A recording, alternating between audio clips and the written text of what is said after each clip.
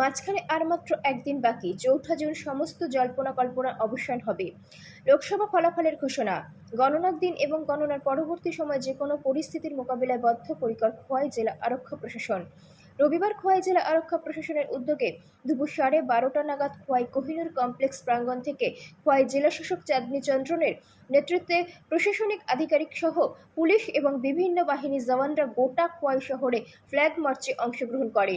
এই দিন এই ফ্ল্যাগ মার্চে উপস্থিত ছিলেন খোয়াই জেলার জেলাশাসক চাঁদনী চন্দ্রন, খোয়াই জেলার एसपी रमेश कुमार यादव থেকে শুরু করে অন্যান্যরা। 4 तारीख आपको पता है काउंटिंग प्रोसेस है, तो काउंटिंग और पोस्ट काउंटिंग का कोई भी इंसिडेंस नहीं होना चाहिए। काउंटिंग टाइम और पोस्ट काउंटिंग, उसके लिए हमारे पास फोर्स भी आया है, कल से फोर्स आया है, काउंटिंग ऑब्जर्वर्स भी आया है। तो ये मैसेज सबको देने के लिए हम लोग आज फ्लैग मार्च कर रहे हैं। बस 10 कंपनी के अराउंड है, इसमें CAPF है और TSR है।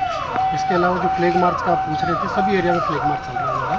तेलिया मोरा और खोवाई सब डिवीजन के जो भी सेंसिटिव पॉकेट्स हैं वहाँ पर एरिया डोमिनेशन व्हीकुलर मार्च में हमने स्टार्ट कर दिया है। पोस्ट काउंटिंग कोई भी इंसिडेंस ना हो और लोगों में कॉन्फिडेंस देने के लिए हम लोग फ्लैग मार्च कर रहे हैं। और आपने देखा होगा कि 26 अप्रैल को जो पोलिंग हुआ था बिल्कुल पीसफुल हुआ, खोवाई में एक भी इंसिडेंस नहीं हुआ।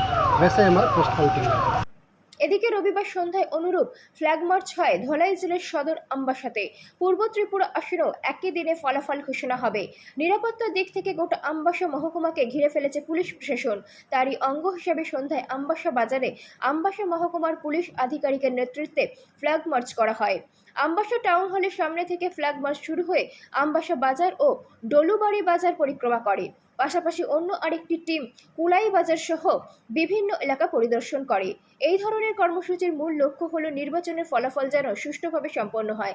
৪ঠা জুন লোকসভার ফলাফল ঘোষণার দিন আইন শৃঙ্খলা স্বাভাবিক রাখার পাশাপাশি পুলিশি নজরদারি বাড়ানো। শুধু খোয়াই এবং ধলাই জেলায় নয়, রাজ্যের সবকটি জেলায় সদরে ফ্ল্যাগ মার্চ শুরু হয়েছে।